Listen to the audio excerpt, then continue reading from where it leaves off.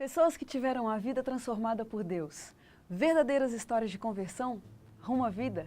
É isso que você encontra aqui no programa 180 Graus, o Ponto da Virada, que começa agora.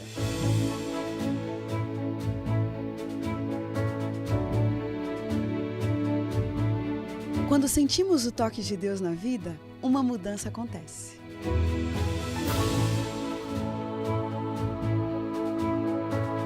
Surge à nossa frente possibilidades de felicidade plena. O toque de Deus restaura, renova, refaz.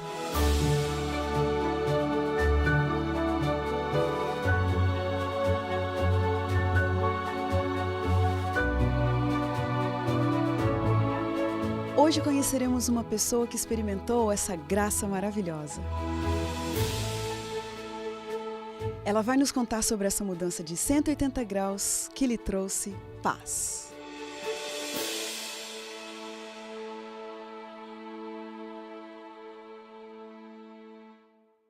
Vanadir Simões de Almeida nasceu na pequena cidade de Cosmópolis, interior de São Paulo. Naquele pequeno mundo com clima de inocência, em uma época em que o tempo parecia sem pressa, ele teve seus primeiros vislumbres da vida e de Deus. Amante de sua família e muito amado por ela, despediu-se para ir atrás do sonho de uma vida melhor na cidade grande, mas iria voltar e levar a família para junto de si. A partir dali, descobriu-se no auge de uma busca por significado na vida. Mas como resolver essas questões que o intrigavam tanto? Como será que essa pessoa tão talentosa, cheia de beleza e enraizada aos seus costumes e tradições, acabou passando por uma conversão de 180 graus? É isso que a gente fica sabendo agora, com o seu Vanadir, que está aqui com a gente. Muito obrigada por ter aceitado o nosso convite. Bom dia. Quer dizer, então, que o seu Vanadir é de Cosmópolis? De Cosmópolis. Olha, seu Vanadir. Nasci em 1942. 42. Na cidade de Cosmópolis. Eu conheço a cidade de Cosmópolis hoje, que fica aqui pertinho do NASP. Aham. E hoje ainda é uma cidade pequena, do interior. Imagina Cosmópolis naquela época, na década de 40, Era né? muito pequena. Sua infância foi marcada pelo que ali em Cosmópolis, seu Vanadir? A minha infância foi uma infância muito gostosa, muito tranquila. Apesar de ter perdido meu pai com 45 anos, eu tinha 9 anos de idade. Nós éramos em 6 irmãos, 5 homens e uma mulher. Mas foi uma vida feliz. Vivíamos com a minha avó, numa casa muito grande. Antes de eu fazer mais perguntas, que já estou muito interessada de saber dessa história, mas vamos falar um pouquinho, né, da cidade de Cosmópolis também. Que época foi aquela? Como era? Qual a diferença, né, quando você vê dessa cidade de hoje, a cidade daquele tempo? Uma cidade muito tranquila. Não havia violência, pessoal, muitos amigos, entendeu? Todo mundo conhecia todo mundo, entendeu? Era uma cidade ótima para se viver. Sua família morava toda por perto? Toda. Hoje meus tios, minhas tias moram ali, entendeu? Meus primos. Inclusive Agora, meu irmão também, o mais velho, mora em Cosmópolis. Agora, você acabou de comentar que seu pai faleceu muito cedo e sua mãe ficou com 6 filhos. 6 filhos. Qual era a idade desses filhos aí? De quanto a quantos anos? O que mais velho tinha 12 anos. O segundo filho tinha 11 e eu tinha 9 anos. E depois nós tínhamos mais um irmão com 7 anos, a minha irmã com 5 anos, e um irmão que nasceu depois que meu pai faleceu, que a minha mãe estava grávida de 4 meses. Ele foi nascer depois de... Quer dizer... de 5 meses, uma situação né? difícil para vocês, né, Vanadir? Foi uma vida difícil. Então, em que sentido, assim, que foi difícil? Trabalhando na roça. Que roça que era que tinha em Cosmópolis? Nós plantávamos cana, arroz, feijão. Nós tínhamos gado também, cavalos. E muita galinha, muitos animais, né? Depois que seu pai faleceu, vocês começaram a viver do quê? Continuamos na roça. Os filhos, vocês, seus irmãos que ficavam administrando? Todos. Aí o mais velho começou a trabalhar numa empresa de ônibus, que existia em Cosmópolis, né? O outro, meu irmão mais novo, passou a ser mecânico, aprendeu o ofício de mecânico. E eu trabalhava ainda na roça, eu ia para o sítio dos meus tios, entendeu? Meus tios deram muito apoio para a gente, né? Meus tios, minhas tias. A família dá um sustento nessa hora. Deu um suporte. E esse sonho de ir para a cidade grande, como é que aconteceu isso? Eu não esperava. Em 1958, uma tia que já morava em São Paulo veio me visitar e me convidou. Ela havia perdido um filho, que ele era músico, tocava com o Conjunto Mariozan, e foi fazer um show em Santos e morreu afogado. Puxa. E ela sentia muita falta de uma companhia e acabou me levando para lá. Olha. E daí passei a viver em São Paulo. Você foi para São Paulo com que objetivo? Trabalho. O objetivo era trabalhar. Melhorar de vida. Trabalhar, melhorar de vida, tirar meus irmãos da roça, entendeu? Daqui do interior. Não havia muita perspectiva de futuro, não, né? Sei. Agora, com relação à educação religiosa, né? Que tipo de princípios vocês receberam na infância? Bom, nós éramos católicos. Mas eu quando ia para a escola, estava na escola, eu passava a caminho da minha casa, passava na casa dos meus tios, que eles eram na época luteranos. E ele ouvia muito o programa da Voz da Profecia, do Roberto Rabelo, né? É mesmo? Ouvia onde? Pelo rádio. Pelo rádio? Pelo rádio. Que momento era esse? Eu fico imaginando, né? Uma época não tinha televisão? Não. Não tinha televisão, e aí tinha o rádio, Só e vocês rádio. marcavam o horário, agora está na hora do programa, e ficava todo mundo assim em volta do rádio. A família toda assistia, ouvia o programa do Roberto Rabelo. E você ia também para assistir? Eu passava lá e assistia junto com eles. Então eu vinha para minha casa, depois uma grande novidade que eu achei curioso até, é que a minha avó, ela tinha um baú, e dentro desse baú havia muitos livros. E esses livros eram livros adventistas. E, provavelmente algum comportor deve ter passado por lá e meu pai comprou, minha avó comprou. Era o livro Conflito do Século e outros livros que eu não me lembro o nome. Só me recordo assim mais ou menos da capa, né? Que curioso livros isso. antigos. E ela lia muito aquilo lá. Lia direto, todos os dias. Puxa vida. Mas ela sempre foi católica. Nós não tínhamos contato com adventista naquela época. Vocês naquela época já tinham ouvido falar de adventista? Tinha algum amigo, algum parente adventista? Não, nunca vimos falar de adventista. Puxa vida. Como que você, né, dentro desse contexto, passou a ouvir falar de adventista, né? Entrou em contato com os adventistas? Foi quando eu fui para São Paulo. Eu tinha uma família, a família da minha avó já vivia lá em São Paulo, da minha avó por parte da minha mãe, entendeu? E eles frequentavam a igreja, uma igreja evangélica, e surgiu a série de conferências dos adventistas lá, entendeu? E nós éramos uma família grande, nós éramos em 10 membros dessa igreja. Foi quando começamos a receber a visita dos obreiros adventistas e começamos a receber os estudos bíblicos. É mesmo? E aí passamos a frequentar a série de conferências. O que os amigos, né, dessa outra igreja, eles reagiram bem também a isso, a essa receptividade de vocês, aos estudos da Bíblia? Não, no início foi uma confusão tremenda, né? Porque eles nunca gostaram de adventista, né? É mesmo. Então houve uma revolta. Nessa época, Vanadi, né? Nesse contexto aí de vocês aceitarem estudar a Bíblia com os adventistas, você já tinha seu momento de estudar a Bíblia, particularmente, de orar? Eu frequentava a igreja, eu não era batizado nessa igreja, mas eu era tesoureiro, entendeu? Eu cantava no coral da igreja e tal. Mas não era batizada ainda, era meio desorganizada, sabe? Então não tinha, assim, estudos bíblicos. Eles não davam estudos bíblicos. Então você, só víamos a pregação apenas. Sei. Quer dizer que você, pessoalmente, não tinha seus momentos de leitura da Bíblia, de oração? Tinha. Eu lia a Bíblia em casa, entendeu? Mas assim, de estudar a Bíblia mesmo, um programa de estudo bíblico não havia. Quem é que estava dirigindo essa série de conferências lá do estudo da Bíblia? Pastor Alcides Campo Longo. Você assistiu Na a série de época conferências? era o pastor Alcides Campo Longo, seus obreiros eram o pastor Abel Trivelato, Oswaldo Félix, Benedito Fontoura, Esther Prado e Vilma Valente. É mesmo? Olha, cabeça Era boa! uma equipe Você lembra do nome fantástica. de todos.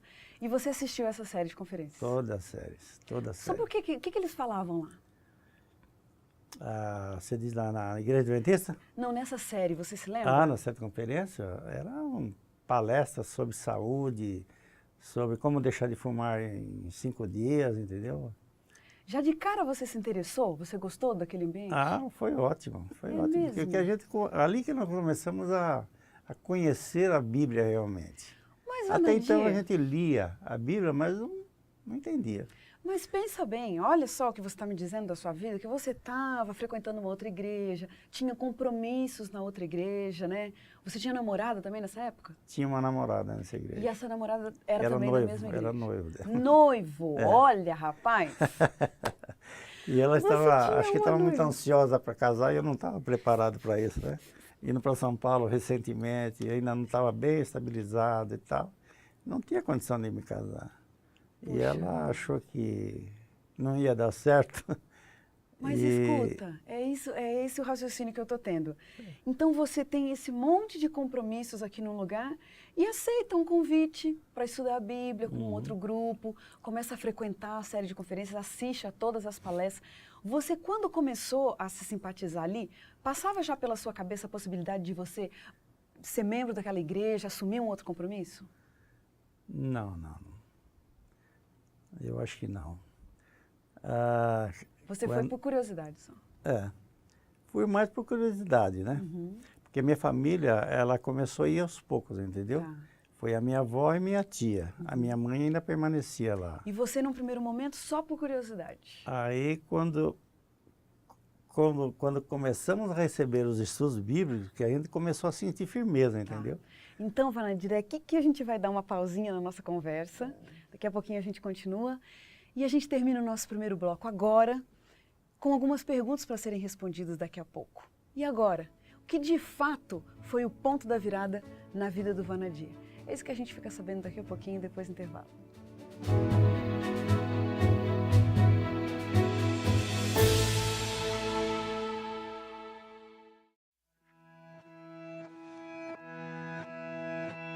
O curso de Geologia foi na Unesp e a pós-graduação, mestrado e doutorado na USP.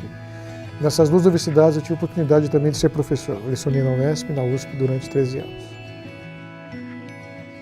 Nunca com a intenção de que fosse uma profissão. Minha concentração de estudos maior foi na área de religião, teologia.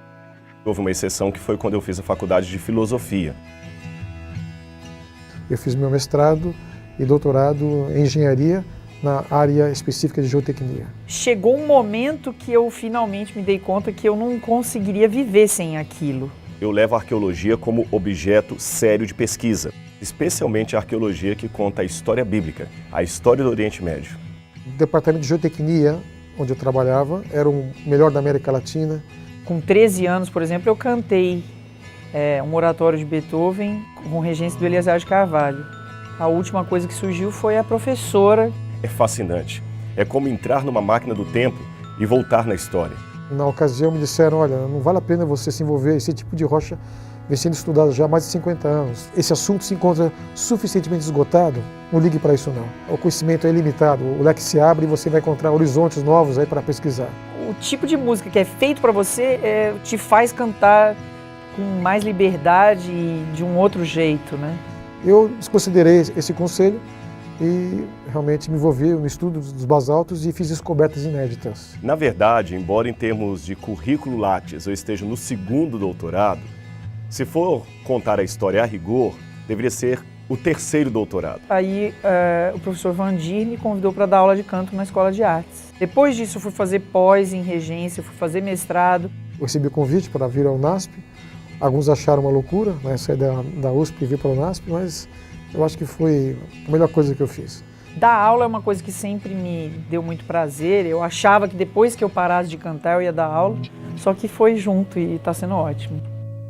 Mas talvez minha contribuição maior no UNASP foi ter implantado o curso de Engenharia Civil. Quando eu fui, então, pela primeira vez em Israel, em 1998, para trabalhar com escavação arqueológica, eu consegui a doação de mais uma caixa de artefatos arqueológicos. E hoje, pela graça de Deus, o Museu Paulo Bock já consta com mais de 2.000 peças, mais de 2.000 artefatos arqueológicos, 95% deles originais, verdadeiros, peças com mais de 3.000 anos de idade. Nós temos o único museu de arqueologia bíblica da América Latina. É muito bacana perceber que eu tenho a capacidade de influenciar pessoas novas que estão começando, não só com a minha experiência, mas com o meu canto. O professor que está aberto para as experiências em sala de aula, eu acho que ele aprende mais do que o aluno. Ele aprende e é extremamente prazeroso isso. Meu nome é Naor Neves de Souza Júnior. Eu sou Rodrigo Silva. Meu nome é Regina Mota. E eu sou o NASP. Mas eu sou o NASP. E eu sou o NASP.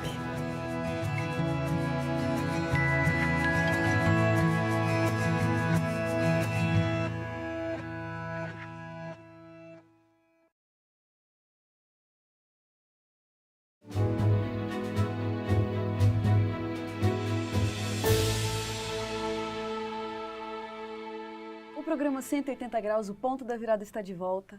Quem está com a gente hoje é o Vanadi. E ele vinha dizendo no bloco anterior de uma realidade de vida onde ele tinha alguns compromissos em uma outra religião, mas de repente passou a frequentar a série de conferências do pastor Alcides Campo Longo e começou a se simpatizar pelo que eu via. Vanadi, você vinha dizendo que a princípio você foi por uma curiosidade, né? Curiosidade. Olhando para trás, né? Quantos anos você tinha nessa época lá? Eu estava com 21 anos. 21 anos, né? Por que você me diria que naquela época era difícil você se converter para a Igreja Adventista? Porque não havia, eu nunca ouvi falar de Adventista. Foi uma surpresa para nós. A Igreja Adventista não era tão conhecida em São Paulo. Haviam poucas igrejas, entendeu? E foi uma surpresa para mim. O que foi acontecendo? O que começou a acontecer ali naquela série de conferências e tal, que foi te cativando? Olha, foi um movimento assim, principalmente nas igrejas evangélicas, foi um movimento assim meio de surpresa, entendeu? Que agitou o pessoal, entendeu? E eles faziam tudo para evitar que os membros se migrassem para a Igreja Adventista, para a sede de conferência. Havia muita crítica, entendeu? Ao pastor Campo Longo e outras coisas mais.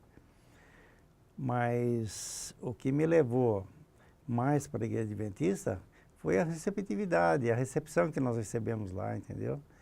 E outra coisa, a doutrina também. Quando nós começamos a receber a mensagem, que a gente começou a perceber que era mensagem da Bíblia realmente, né?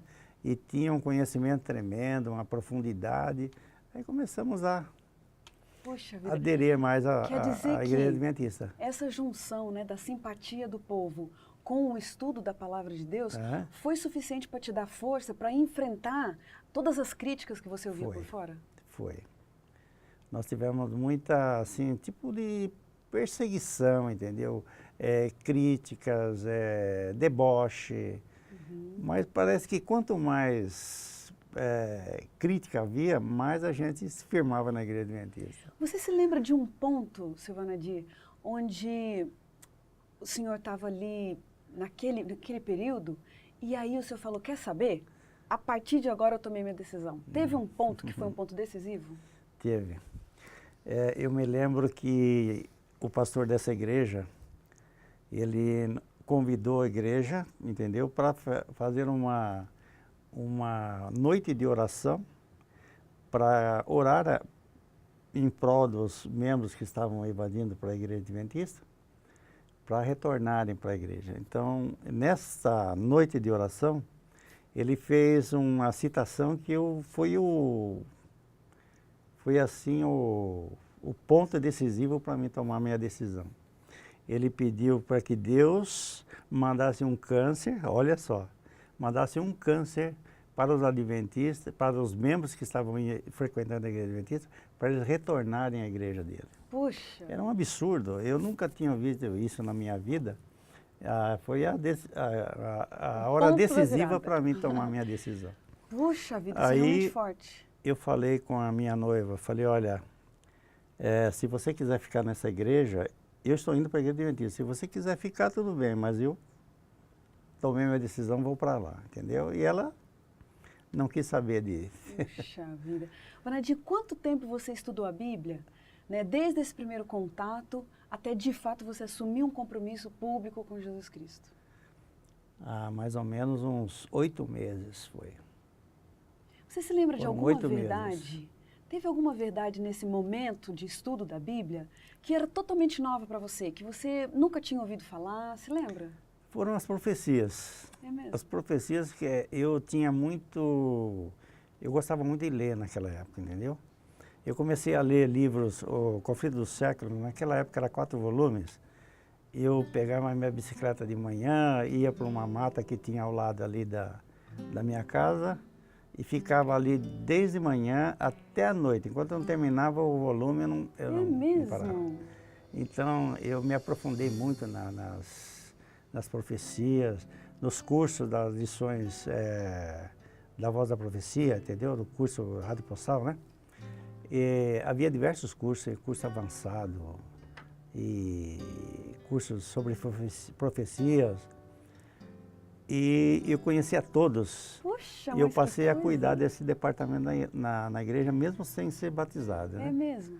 Eu que fazia a distribuição, encomendava as lições que faltavam, entendeu?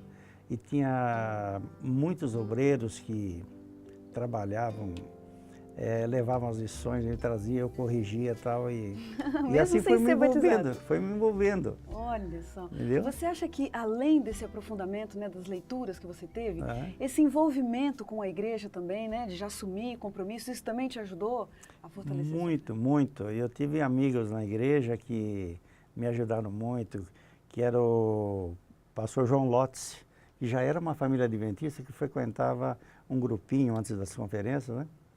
Depois veio o pastor, que não era pastor ainda, era o Pedro Machado, pastor Pedro Machado. Outro pastor que era o Júlio de Moraes, e era terceironista. Aí nós formamos um quarteto. Ah, Um quarteto que era o pastor Júlio de Moraes, José Garcia, eu e o Ademar Penteado, que futuramente foi para a Voz da Profecia. virou cantor? Primeiro tenor Olha da Voz da só. Profecia. Que Então legal. foi aí, nós ficamos nesse quarteto mais ou menos uns 6 anos, mais ou menos. Aí Puxa, faleceu o baixo do nosso quarteto, entendeu? Morreu afogado. E houve assim, nós não achávamos mais um baixo para colocar, entendeu? Foi desanimando e tal, aí o Ademar Penteado também foi embora. seu Vanadi, deixa eu te fazer Pode uma pergunta. perguntar. Qual foi a reação da sua família quando sua família ficou sabendo, né, que você estava decidido a se batizar? Qual foi a reação da sua família? Minha família, nós batizamos todos juntos. É mesmo? Nós Olha batizamos só. em 10 Que membros da isso? família. Poxa entendeu? vida, que legal. Então não houve reação nenhuma, foi concordância total. Que beleza. Mais uma vez a sua família te fortalecendo, a família Exatamente. sustentando. Que beleza essa Exatamente. família. Agora, seu Vanadir, um tempo já se passou, um tempinho, né, seu É. Vanadir? Um tempinho já se passou, desde que essa mudança de 180 graus aconteceu na sua vida. E eu gostaria de saber o seguinte, o que significa caminhada com Cristo? É o seguinte, me batizei e agora vivemos felizes para sempre? Não. A vida tem os seus altos e baixos, né? E às vezes a gente está no auge e tal, outra hora está lá embaixo e tal. Então, Mas- por quê? Por que manter essa decisão de seguir a Cristo? Porque se a gente vai ter altos e baixos, assim como uma pessoa que não tem compromisso com Cristo tem altos e baixos. Mas isso aí tanto faz para o cristão como não cristão, todos têm esses altos e baixos, né? Mas estar com Cristo é muito melhor. A gente se sente mais seguro, mais firme, tem mais... Passar pelos altos e pelos baixos da vida com Cristo, então... Nossa, é muito melhor. É muito melhor. Seu Vanadir, hoje, o que o senhor faz? Como o senhor mantém a sua comunhão com Deus? Bem, eu todos os dias eu tenho orado, tenho buscado na Bíblia o meu conforto, né? A leitura. Todos os dias? Não sou aquele leitor tão dedicado como eu era quando jovem, entendeu? Que eu tinha muita sede de conhecer. Hoje a gente já tem conhecimento de doutrina e tal, mas a leitura faz bem, a leitura diária, né? Mas a leitura da Bíblia e a oração te acompanham sempre? A oração é todo dia. Legal. Não é de manhã e à noite, graças a Deus. Seu Vanadir, a gente tem umas perguntinhas rápidas aqui no nosso programa, um ping-pong. Eu vou falar uma palavra e você me diz o que vem à sua mente. Tudo bem? O que vem à sua mente quando você pensa na palavra vida? A vida, falando da minha vida, eu acho fantástica. Beleza. O que vem à sua mente com a palavra beleza? A minha filha. É verdade. Sucesso. Sucesso é estar com Cristo, entendeu? Perdão. Perdão é um coração receptivo. Pecado. Pecado é tristeza. Um privilégio. Privilégio, conhecer a Cristo. Um medo. Medo é perder a salvação. Um pedido. Pedido, que Deus possa nos abençoar ricamente, entendeu? E continuar nos abençoando. Uma grande verdade. A grande verdade, a Bíblia. Uma grande mentira. A grande mentira é Satanás, né? Casamento. Casamento? Bom, casamento para mim são 44 anos, né, de casar. É uma vida, né? É uma vida. Morte. Morte. Não tenho medo da morte. Envelhecer. Envelhecer é ganhar experiência. Justiça. Justiça é ser amável com as pessoas, ponderado, entendeu? Não discriminar. Um versículo da Bíblia que te acompanha. Um versículo da Bíblia. Porque Deus amou o mundo de tal maneira que deu seu Filho unigênito, para que todo aquele nele crê não pereça, mas tenha a vida eterna. Exatamente. É um dos meus preferidos também. Tá bom, seu Vanadir. Muito obrigado porque você veio aqui embelezar o nosso programa, trazer essa experiência tão rica. Que Deus continue te abençoando, abençoando a sua esposa, a sua filha, a sua família toda. Obrigado. Muito obrigada. E a gente termina o programa 180 Graus, o Ponto da Virada, feliz por ouvir essa história tão linda. E como diz o texto bíblico, era preciso que nos regozijássemos e nos alegrássemos, porque esse teu irmão estava morto e reviveu, estava perdido e foi achado. Um grande abraço para você, que Deus te abençoe e até o próximo programa.